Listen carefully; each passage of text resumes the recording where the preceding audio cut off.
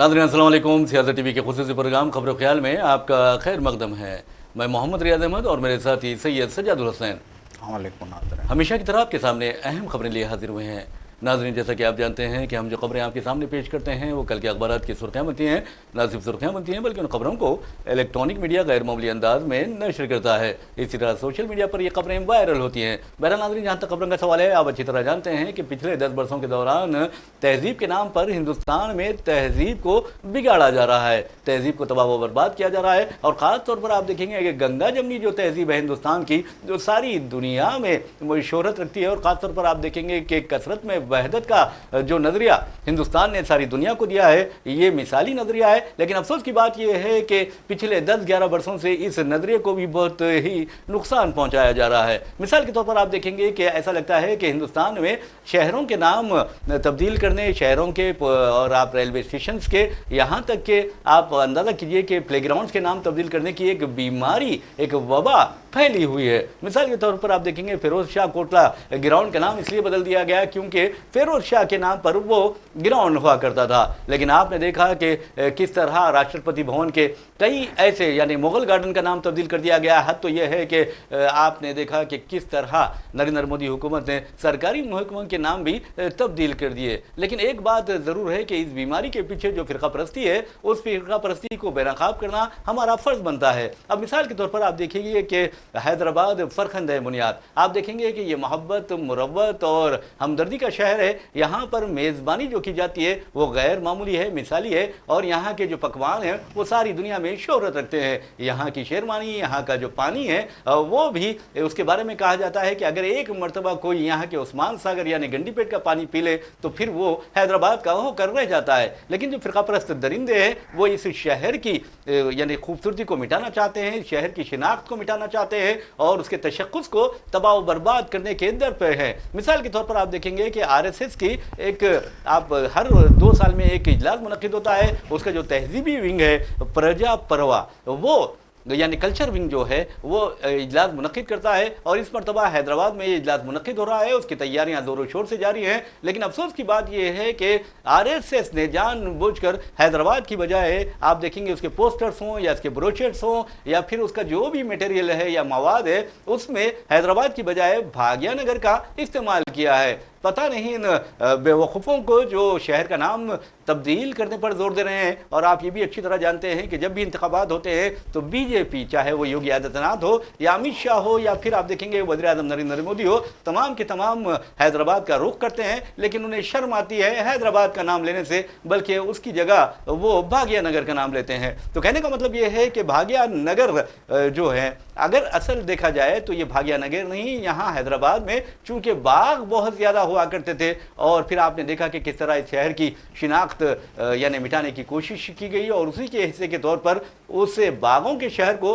भाग्यनगर का नाम दिया जाने लगा। तो कहने का मतलब यह है कि फ़िरका परस्त अगर हिंदुस्तानी तहजीब को मिटाते हैं तो हमारा भी फ़र्ज़ बनता है कि इस तरह के फ़िरका परस्तों को बेनकाब करें और ये बताएं कि ये फ़िरका परस्त जिस तरह की कोशिशें कर रहे हैं वो हिंदुस्तान के लिए, हिंदुस्तान की गंगा जमनी तहजीब के लिए, सेक्युलरिज्म के लिए, जमहूरियत के लिए और आप देखेंगे कि दस्तूर के लिए बहुत ही खतरनाक बात है। तो बहरहाल हैदराबाद को लेकर आज ही की नहीं बल्कि आप देखेंगे कि 60s के दौर में भी आप देखेंगे, 60 के दहर में भी देखेंगे कि हिंदू महासभा का एक लीडर हैदराबाद का दौरा करता है और वो दौरा करने के बाद वो कहता है कि मैं हिंदुस्तान के किसी शहर में नहीं बल्कि तुर्की के इस्तांबुल में आ गया हूँ। ऐसा लगता है क्योंकि ये तो शहर मीनारों का शहर है, मसाजिद का शहर है, इस तरह की बात करते हैं। और उसके बाद आप देखा कि किस तरह गैर कानूनी मजहबी ढांचों का एक नेटवर्क सारे शहर में फैलाया जा रहा है। और अफसोस की बात यह है, ना हुकूमत इस पर तवज्जो देती है, ना सरकारी हुकाम इस पर तवज्जो देते हैं, ना ही पुलिस को ये दिखाई देता है। तो बहरहाल हम चलते हैं सज्जाद साहब से और पूछते हैं कि सज्जाद साहब, ये जो बीमारी है शहरों के नाम तब्दील करने की, ये जो वबा है, ये जो वायरस है, मैं समझता हूं कि हिंदुस्तान की जड़ों को खोखला करके रख देगा। आप क्या समझते हैं? बिल्कुल, देखिए हम देख रहे हैं जैसे कि आपने हवाला दिया कि राष्ट्रपति भवन में मुगल गार्डन का नाम बदल दिया गया, मुगल सराय का नाम बदल दिया गया, यूपी के मशहूर शहर इलाहाबाद का नाम बदल दिया गया। इलाहाबाद को अब प्रयागराज के नाम से जाना जाता है। जी। और हबीबगंज का नाम बदल दिया गया, भोपाल के शहर हबीबगंज का नाम बदल दिया गया। तो ये बीजेपी जब से इख्तिदार में आई है, जहाँ जहाँ जिन रियासतों में उसका इख्तिदार रहा है वहाँ बीजेपी ने शहरों के नाम बदलने की कोशिश की है। और सबसे ज़्यादा कोशिशें हमने यूपी में देखी हैं, योगी आदित्यनाथ की हुकूमत। और दिल्ली में भी आप देखिए, जैसा कि आपने तज़किरा किया कि दिल्ली में भी बहुत सारे नाम बदले गए हैं। अभी हाल में जो है एक और नाम बदला गया है, काले खां चौक का नाम जो है बदल दिया गया है दिल्ली में।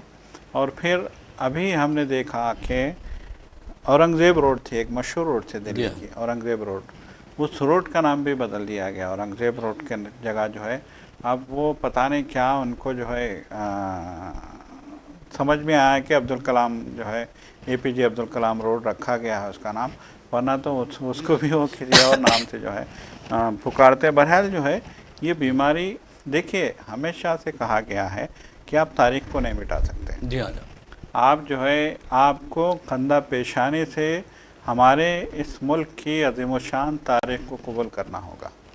चाहे हम जो है राजपूतों की तारीख़ की बात करें, चाहे हम जो है मुग़लों की तारीख़ की बात करें, चाहे हम मराठों की तारीख़ की बात करें, चाहे हम काकतिया डायनास्टिक की बात करें, चाहे हम सातवाहनस की बात करें, चाहे हम टीपू सुल्तान की जो है बात करें, किसी भी इस मुल्क में जहाँ भी बादशाहों ने हुक्मरानी की है, चाहे वो कुली कुतुब शाह की बात करें, चाहे निज़ाम सरकार की बात करें, इस तारीख़ को नहीं बदला जा सकता। अगर यकीनन देखिए आपको कुछ शहर बसाने हैं या फिर आपको लगता है कि आप इस नाम से आपको कोई जो है काम करना है, तो आप एक अलग से जो है एक नया शहर बसाइए। जी हाँ, आप इक़्तिदार में हैं, आप इलाहाबाद का नाम बदलने के बजाय अगर आपको प्रयागराज रखना ही था तो आप एक छोटा सा शहर प्रयागराज के नाम से बसाइए। तो आपकी तारीख जो है वहाँ से शुरू होगी, लोग आपकी तारीफ़ करेंगे। आपने इलाहाबाद का नाम प्रयागराज रख दिया तो आज भी आप किताबों में पढ़ सकते हैं कि लोग कहते हैं कि इसका नाम इलाहाबाद था लेकिन इसका नाम बदल दिया गया है। तो आप नाम बदल के कमाल नहीं कर रहे हैं। जी। अब हैदराबाद में भी जैसा कि आपने कहा कि RSS का इजलास होने जा रहा है। जी। हमने देखा है कि RSS ही नहीं, गणेश की जो विसर्जन की जो है तकरीबात होती हैं, तो जहाँ जहाँ मरकज़ी मंडप गणेश के लगते हैं वहाँ हम देखते हैं कि वो लोग हैदराबाद के बजाय भाग्यनगर नाम लिखते हैं। तो इन्होंने अपना एक जहन बनाया हुआ है, एक मतलब इसको नफ़रत की ऐसी मिसालें शायद ही हमने माजी में कभी देखी हैं जो BJP के इख्तिदार में आने के बाद देखी जा रही हैं। ऐसी अजीब व गरीब नफ़रत, ऐसी अजीब व गरीब जो है बेवकूफ़ी, हम इसको बेवकूफ़ी कहेंगे। नफ़रत के नाम पे आप तो जो है अपनी तारीख मस्क करने के दर पे हो। सारी दुनिया ताजमहल को जो है हैरत से देखती है। जी हाँ, बिल्कुल। सारी दुनिया सातवां अजूबा ताजमहल को कहती है। सारी दुनिया लाल किले को देख के मबहूत हो जाती है कि अज़ीमुश्शान किला किसने बनाया। सारी दुनिया फतेहपुर सीकरी जब जाती है तो वो अज़ीमुश्शान जो है बुलंद दरवाज़े को देखती है दुनिया, तो मुग़लों की जो है अज़मत को बयान करती नज़र आती है।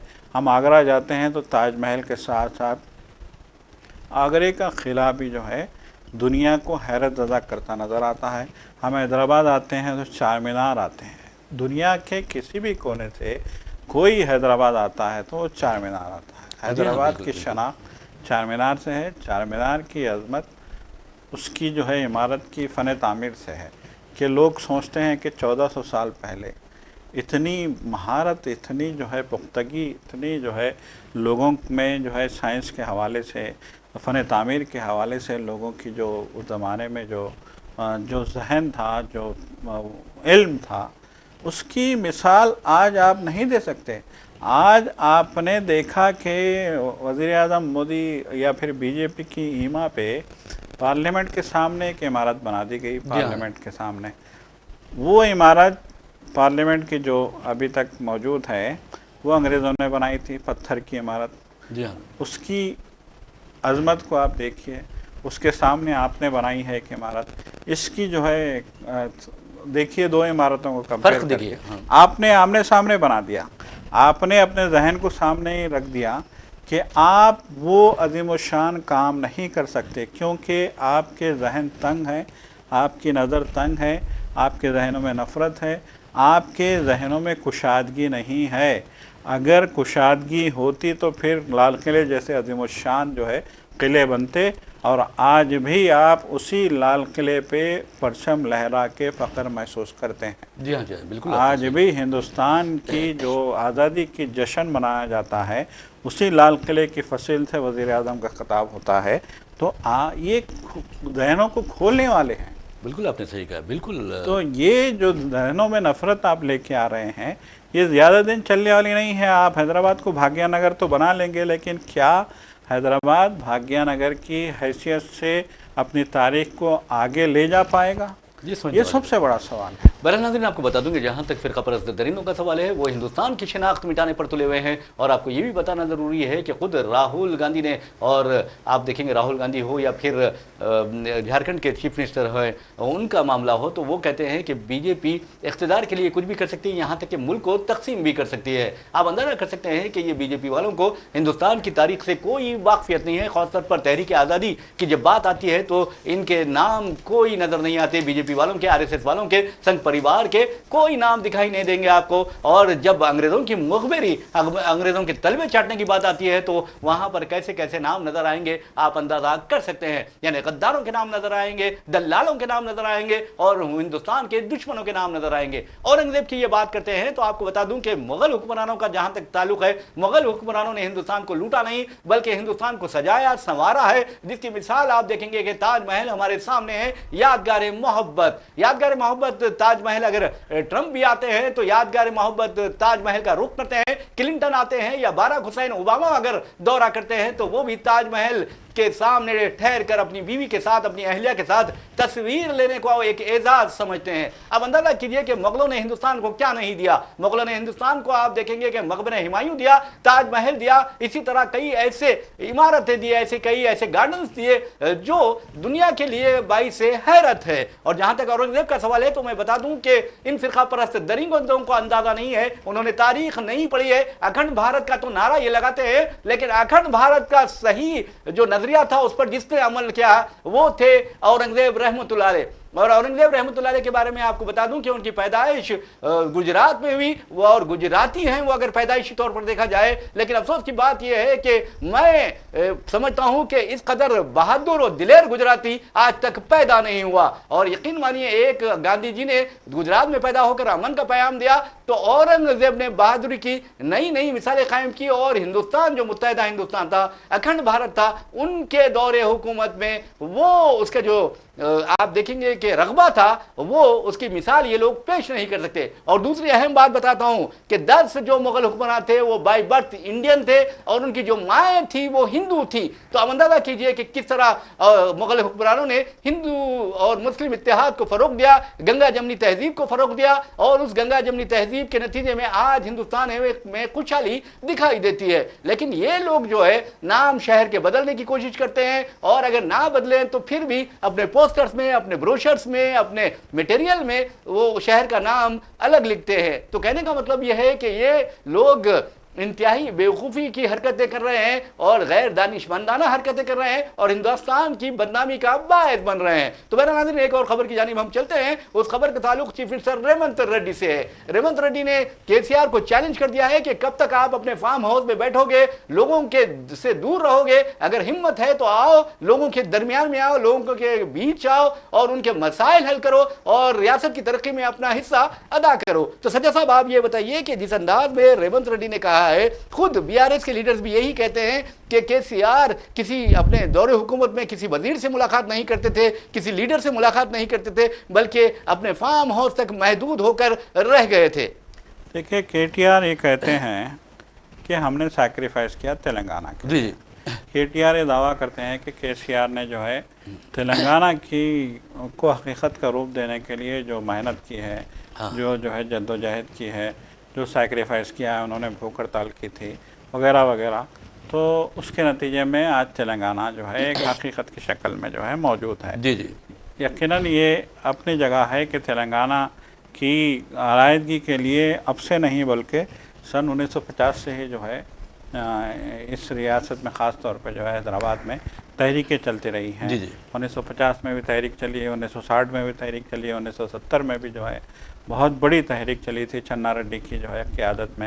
फिर उसके बाद ये सिलसिला चलते चलते चलते के चंद्रशेखर राव तक ये सिलसिला चला, तेलंगाना बना। तेलंगाना की असल बुनियाद क्या थी?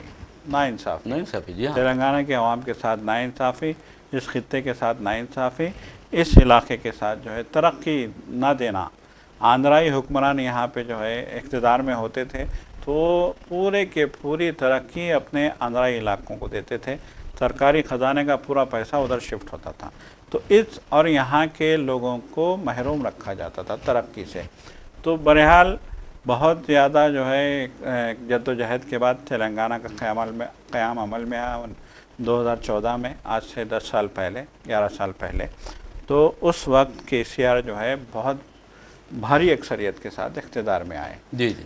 तो अब वहाँ से लेके केसीआर की या फिर जो है टीआरएस की जिम्मेदारी थी, जो अब बीआरएस बन चुकी है, कि तेलंगाना के अवाम के फलाह व बहबूद के लिए काम करें, तेलंगाना की तरक्की के लिए काम करें। जैसा कि उन्होंने वादा किया था कि सुनहरा तेलंगाना, तो तेलंगाना को सुनहरा बनाने के लिए इक़दाम करें। तो इन 10 सालों में क्या किया है क्या नहीं किया है ये कहानी अलग है, लेकिन जैसे ही उनका इक़्तिदार गया उन्होंने तेलंगाना को, देखिए इक़्तिदार से पहले ही उन्होंने अपनी पार्टी का नाम बदल दिया था। टीआरएस का तेलंगाना के नाम को अपनी पार्टी से हटा दिया था केसीआर ने। फिर उसके बाद बीआरएस उसको नाम दिया गया और फिर बीआरएस के नाम पे आपने इलेक्शन लड़ा। तो जाहिर सी बात है आवाम ने 10 साल आपको देखा था, इक़्तिदार सौंपा था आपको, और आवाम को लगा कि हम जिस सुनहरी तेलंगाना का जो है ख्वाब देख रहे थे वो ख्वाब पूरा नहीं हुआ है। तो बहरहाल कांग्रेस इक़्तिदार में आई है और यकीनन देखिए उस ज़माने में भी आज से 10 साल पहले 2014 में सोनिया गांधी की ज़ाती दिलचस्पी के बाद जो है तेलंगाना की रियासत का क़याम अमल में आया था। तो बहरहाल जो है अब कांग्रेस इक़्तिदार में है, तो 1 साल से कांग्रेस इक़्तिदार में है, तो बहैसियत अपोजिशन लीडर केसीआर का असम्बली में होना, आवाम के बीच में होना लाजमी था, क्योंकि एक अपोजिशन अगर जो है मुस्बित अंदाज में काम करती है तो रियासत की तरक्की में अहम रोल अदा करती है। अपोजिशन की जिम्मेदारी यही है कि वो रियासत की तरक्की में हुकूमत को सम दिखाए, हुकूमत को जो है रास्ता दिखाए, हुकूमत को गलत रास्ते से रोके। अगर हुकूमत तरक्की के लिए काम नहीं करती है तो उसको टोके, उसको लगाम कसने का जो है काम करे। ये अपोजिशन की जिम्मेदारी है। आप नाराज़ होके अगर आप जो है फार्म हाउस में बंद हो जाते हैं, 1 साल हो गया। जी हाँ, आना चाहिए आपको, बाहर आना चाहिए, आवाम के बीच आना चाहिए। और आपने जब दावा किया है कि हमने तेलंगाना बनाया है, तो फिर तेलंगाना के आवाम के हुकूक़ के लिए, तेलंगाना के आवाम की जो डिमांड्स हैं उनको पूरा करने के लिए आपको भी, देखिए आपके लोगों को भी जो है वोट दे के लोग असम्बली में लाए हैं। आप आज अपोजिशन में हैं, हो सकता है, देखिए ये तो सिस्टम है इंडिया की जमहूरियत का, पार्ट ऑफ द गेम है, समझिए पार्ट ऑफ द गेम है। आज आप अपोजिशन में हैं तो कल कोई और अपोजिशन में होगा, कल कोई अपोजिशन में है तो आज वो, इससे पहले कांग्रेस अपोजिशन में थी, आज इक़्तिदार में आई है। तो आपकी भी जिम्मेदारी बनती है कि रियासती आवाम की भलाई के लिए आप जो है मैदान में आएँ। अब रेवंत रेड्डी ने चैलेंज किया है तो अब उस चैलेंज को संजीदगी से कबूल करना ये केसीआर की और बीआरएस की जिम्मेदारी है। बहरहाल जहाँ तक आप जैसा कि मैंने कहा कि पार्ट ऑफ द गेम है, हार जीत इक़्तिदार जो है पार्ट ऑफ द गेम होता है पॉलिटिक्स का। तो अब हम लिए चलते हैं आपको महाराष्ट्र के साथ साथ आपको झारखंड के बारे में भी बताएंगे। वहाँ पर दूसरे मरहले की रायदही हो रही है। और झारखंड में जहाँ तक सवाल है, हेमंत सोरेन ने कल ही इल्ज़ाम आयद किया था कि बीजेपी झूठ फैला रही है। झूठ फैलाने के लिए सिर्फ उनके हल्के पर यानी हेमंत सोरेन के खिलाफ बीजेपी ने 500 करोड़ रुपये खर्च कर डाले हैं। तो अब अंदाज़ा कीजिए कि बीजेपी के पास कितना पैसा है। उन्होंने कहा कि fake electoral bonds, fake medicine जो है और उसके हम जिम्मेदार नहीं हो सकते, जबकि बीजेपी वाले इस तरह की हरकतों में मुलविस है। हेमंत सोरेन का ये इल्ज़ाम है। साथ ही आपको बता दूं कि झूठ का जो मिशनरी वहाँ पर इस्तेमाल की गई और जिस अंदाज में झूठ फैलाने के लिए लोगों की खिदमत हासिल की गई उस बारे में हेमंत सोरेन कहते हैं कि झारखंड नहीं बल्कि छत्तीसगढ़ से, मगरबी बंगाल से, उत्तर प्रदेश से और बीजेपी ज़ेर इख्तियार रियासतों से लोगों को लाया गया और मुख्तलिफ अहम मुकामात पर उन लोगों को फैला दिया गया गया, यानी झूठों को फैला दिया गया, दरोगो जो लोग हैं उन्हें फैला दिया गया और हुकूमत के बारे में लोगों के जहनों में झूठ डालने की या जहर भरने की कोशिशें की गई है। हेमंत सोरेन का यह भी इल्जाम है कि 93,000 से लेकर 95,000 जो है ऐसे व्हाट्सएप ग्रुप बीजेपी ने तश्कील दिए हैं जो झूठ फैलाकर लोगों को गुमराह कर रही है और बीजेपी का मकसद सिर्फ और सिर्फ इख्तिदार हासिल करना है, उसका आवाम की तरक्की से या रियासत की तरक्की से कोई लेना देना नहीं है। तो कहने का मतलब यह है कि बीजेपी की हकीकत सब पर वाज़ेह है। अब तो आप देखेंगे कि खड़गे ने वाज़ेह तौर पर कहा कि बीजेपी और वज़ीर आज़म नरेंद्र मोदी अरकान असेंबली को बकरों की तरह खरीदते हैं। तो कहने का मतलब यह है कि बीजेपी के जो हालात हैं, बीजेपी की जो पॉलिसी है या प्रोग्राम्स है, वो सिर्फ और सिर्फ इख्तिदार का हुसूल है और इख्तिदार के अलावा उन्हें कुछ नहीं चाहिए, चाहे वो झूठ से आए, चाहे फिरका परस्ती से आए, चाहे वो लब जिहाद के नाम पर मुसलमानों को कत्ल करने से आए, या फिर आप अंदाजा कर सकते हैं कि गाँव जिहाद के नाम पर या गाँव कशी को रोकने के नाम पर मुसलमानों के कत्ल से आए। तो बहरहाल अब हम महाराष्ट्र की सूरत हाल बताते हैं आपको। महाराष्ट्र में 288 नशिस्तें हैं और वहां पर आप देखेंगे कि दो इत्तेहाद मुकाबला कर रहे हैं, एक बीजेपी के ज़ेर क़यादत महायुति और दूसरा कांग्रेस की ज़ेर क़यादत महाविकास अघाड़ी। और आप अंदाजा कर सकते हैं कि महाराष्ट्र में बीजेपी ने जो जोड़ तोड़ की सियासत की है उससे अवाम काफ़ी नाराज़ हैं। लेकिन क्या उद्धव ठाकरे की पार्टी जो शिवसेना है या शरद पवार की एनसीपी है या राहुल गांधी की कांग्रेस है वो अवाम की इस नाराज़गी का फ़ायदा उठा पाएंगे? ये सवाल बहुत अहम है। आज वहाँ रायदही हो रही है और आखिरी इत्तलात मिलने तक आप देखेंगे कि 20% रायदही हो चुकी थी। लेकिन एक बात ज़रूर है और हम सज्जाद साहब से यही सवाल करेंगे और एक आप बात आपको बता देंगे कि हैदराबाद से ताल्लुक़ रखने वाली मजलिस इत्तेहादुल मुस्लिमीन के 16 उम्मीदवार भी मैदान में हैं और उनके बारे में कहा जा रहा है कि असदुद्दीन अवैसी और अकबरुद्दीन अवैसी के जलसों में पब्लिक बहुत देखी गई है, अवाम का यानी इज़्दिहाम देखा गया है। लेकिन क्या वो आम को जो जलसों में शिरकत कर रहे हैं वोटों में तब्दील कर सकते हैं? ये भी एक सवाल है, हम पूछेंगे सज्जाद साहब से। जी देखिए, जैसा कि हमने देखा कि झारखंड में दूसरे मरहले में और महाराष्ट्र में एक ही मरहले में वोट डाले गए। 288 सीटों के लिए महाराष्ट्र में इलेक्शन हुए हैं। 4,000 से ज़्यादा उम्मीदवार मैदान में थे। यकीनन जो है महाराष्ट्र में जो है करो या मरो की लड़ाई देखी गई है अब की बार, पहली बार। जैसा कि अभी आपने कहा कि वहाँ जिस तरीके से बीजेपी ने शिवसेना और एनसीपी को तोड़ के जो है बागी धड़ों को अपने साथ मिलाया था और हुकूमत कायम की थी, उसके ताल्लुक़ से न सिर्फ एनसीपी और शिवसेना जो है बहुत नाराज़ हैं बल्कि वहाँ के आवाम में भी इस मामले को लेकर एक अजीब तरह की बेचैनी देखी गई है, नाराज़गी देखी गई है। बहरहाल जो है इलेक्शन है, जमहूरियत है, सब ने अपना अपना काम किया है।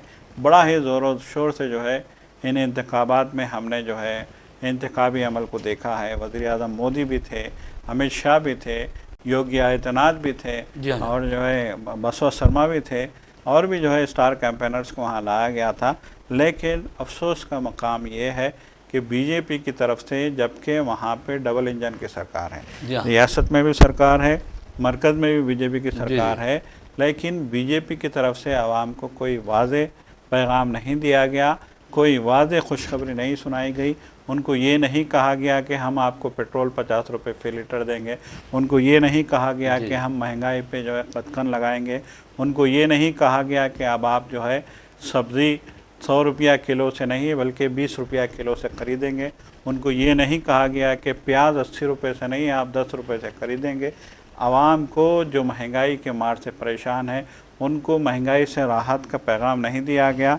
उनको ये नहीं कहा गया कि हम आपको रोज़गार देंगे, 100% लोगों को बेरोज़गारी से जो है रोज़गार की तरफ लाएंगे, ये नहीं कहा गया, बल्कि उनको ये कहा गया कि कटोगे तो जो है बटोगे तो कटोगे, सेफ़ हैं, एक है तो सेफ़ हैं, बीजेपी के साथ है तो सेफ़ हैं। और जो है इस तरह के जो है सतही नारे दे के जो है बीजेपी के लीडरान, वज़ीर आज़म अगर ये कहते हैं कि एक है तो सेफ़ हैं, इससे बड़ा जो है अलमिया और क्या हो सकता है। तो ये जो है सियासत वहाँ पे की गई है।